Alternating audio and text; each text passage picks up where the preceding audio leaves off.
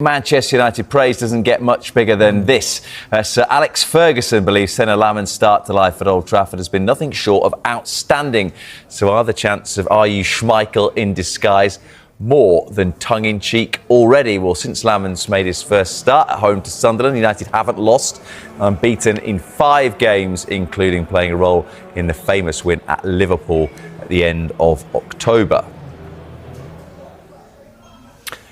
Well, the manager has, Sir Alex Ferguson has said this. The manager has had some good signs, particularly the goalkeeper has been outstanding. He's only played 3 or 4 games and he's looking really good. Of course, Mbomo and Cunha, they've added to it. I hope the manager gets a bit of success because at United, you need to have success. I think back-to-back wins is something teams like United should always expect. Having gone through a cycle where the improvement has to come by waiting and being patient, they are enjoying it now.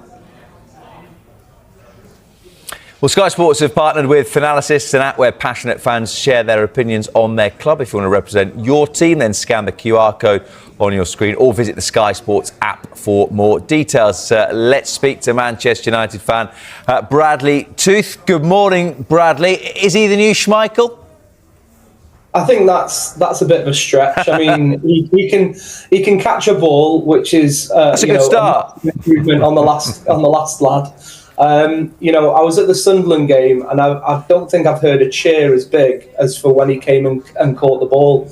And it settles the defence. And that's what we've been missing for a long time. Just a steady Eddie who can catch, distribute well and not look for the headlines, Bradley, I did that game, the Sunderland game.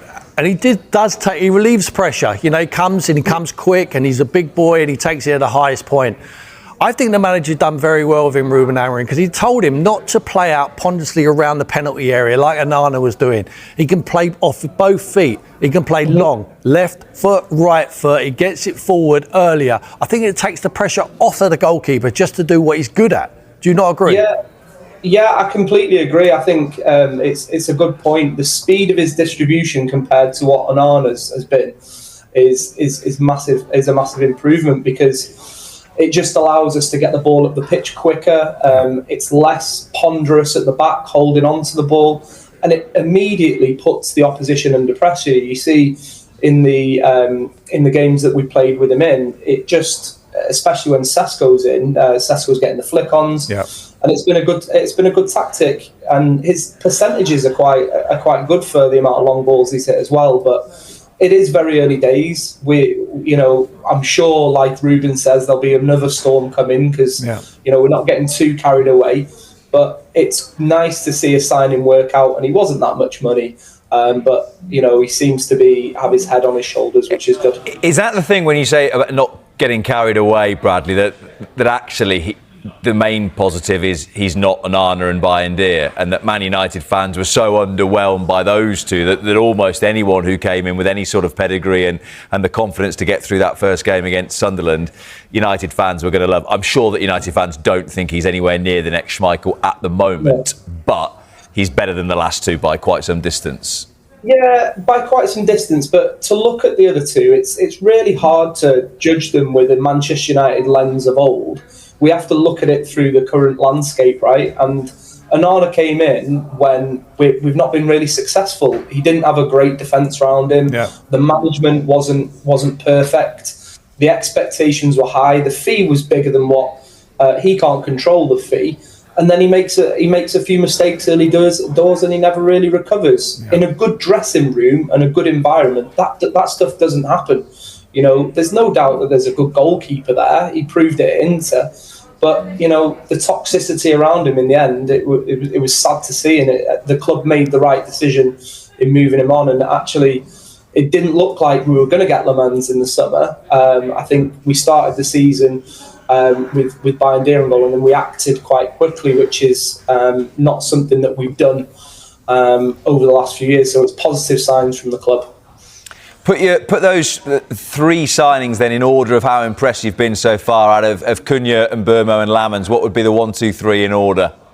I think number one's got to be Mbomo because he's a delight to watch. I'm going to put Lammens second because his impact on the defence in particular has been really, really positive. Yeah. And Cunha third. That's not to say Cunha's not been great. I think there's more to come from him. I think what I've seen from him in games is positive. It's just he's not quite got the level, the goal tally that Mbumo's got. But that'll come. It's nice to be talking positives about 3 United signings rather than, like 1 out of the 3 working, which is what has been happening previously. It's good signs. I think it's really important. You can't be successful without a good goalkeeper. Yeah. And he would have seen the noise. Emi Martinez was coming into Man United. Everyone believed that was going to happen. And when he didn't, the disappointment from the United fans, I myself thought, yes, that's a United signing. I was pleased that Villa kept hold of him. But Lammens then comes in and everyone's on a negative about him. And then he gets his opportunity. So everyone thinks, oh, here we go again. The other 2 haven't been good enough. This boy's under massive pressure. He's done tremendously well for a young kid. He's played at a lesser level to come to the Premier League, playing for the biggest club in the league, and perform like he's done. I think he's been outstanding, but it's a great question you ask, which order do you put him in? I agree with the order at the moment, but I think Cunha will be the superstar. He will be the Eric Cantona of Manchester United. When he gets better players around him, if the manager gets the opportunity to continue the building process in January and next summer, I think Cunha, longevity, he's the icing on the cake. For me, he has that sprinkle of stardust. What he seems to have in terms of the sprinkle, Bradley, is that, and pardon the pun, a bit of devil about him that we talked a lot last week on Sky Sports News about Wirtz, and it may be feeling like at Liverpool the shirt weighs quite heavy on him, whereas Cunha has got that spike to his game where he's actually absolutely loving being a Man United player. Swagger. And bit of swagger and enjoys wearing the shirt and being a big name at a massive club. Yeah, his impact has not been felt massively on the pitch, but I think he's got a bit of an aura about him. Yeah. And we're in a Premier League now. I heard you guys talking about Bellingham and Kane before, but there's a lack of mavericks in this Premier League. If you look back, we were talking about it last night. The likes of JJ Kocher knocking around. There's nobody who really can take the game by the scruff of the neck, take a few players on, and really show like the Cantona sort of edge about them. There's a distinct lack of them characters, and Cunha, it's a really, really positive sign. And I think we'll be looking back on this one in a few years thinking 65 million quid, money well spent, really positive impact. I think next year you have collars back on your shirts and Cunha might wear his collars up. Gotta be. Let's bring the iconic kit back. This has been one of the most enthusiastic Manchester United chats I remember on this show for quite some time. And I'm sure you'll say, Bradley, long may it continue. Good to talk to you this morning. Thank you very much. Cheers. Thanks, guys. Will be talking enthusiastically about... Let's talk about some of your former clubs. We'll start with Manchester United. I think he's been 12 months, and the last month is arguably his most successful. I think we all desperately want him to do well. I think we all like him. He's made some big calls, the Rashford, Garnacho, Anthony. I think the owner coming out, giving him the time that he needs, is quite reassuring for him. So we all wish him the best of luck. Would European football be a successful season? Well, that would be. I think they put all the eggs in the basket last year in trying to win the Europa Cup. And I think he sacrificed the league for it. I can understand what he did to try and win a trophy. Anything that gets them in and around Europe would have to be, at this particular moment, a bonus, wouldn't it? What about tactics? Well, I don't think he's going to change, is he? I think he's pretty steadfast. This is the way he wants to go and do it. And I think he'd rather get the boot doing it his way. And fair play to him, he stuck to his belief, stuck to his principle. Ultimately, you still have to get results. Do you think in the long term he will be successful? There is signs of it, isn't there, over the last month? As we can see in football, it's very difficult. 8 weeks ago, we're all saying, oh, nobody's going to catch Liverpool because of what they've done and how they've gone about their work in the transfer market, blah, blah, blah. Hasn't quite worked yet. Takes time, huh?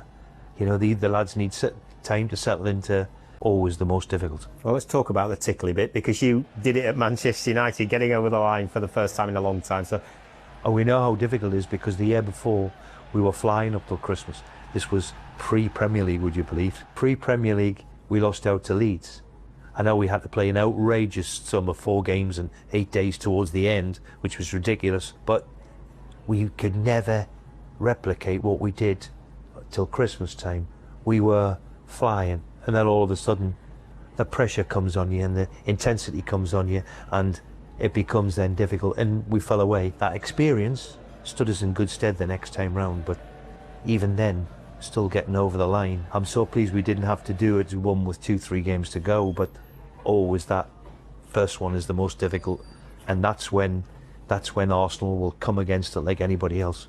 Can I ask you about set pieces and in particular throw-ins, because they've become really important in the game? There was a time when it was scorned upon, wasn't it?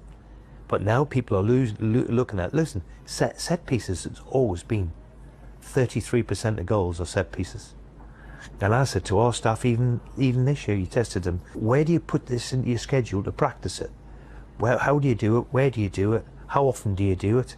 Because, you know, I think we worked out last season, we did spend something like 3-4% of the time on set pieces. Not enough. But in the middle of winter and you're standing out in the freezing cold, it's very difficult to practice set pieces. So it's become a huge part of the game. There's the key. You know, can you get the delivery right? I remember a young Sir David Beckham, delivery was, only had to get into on the end of it because you knew was coming in on the same pace, the same trajectory.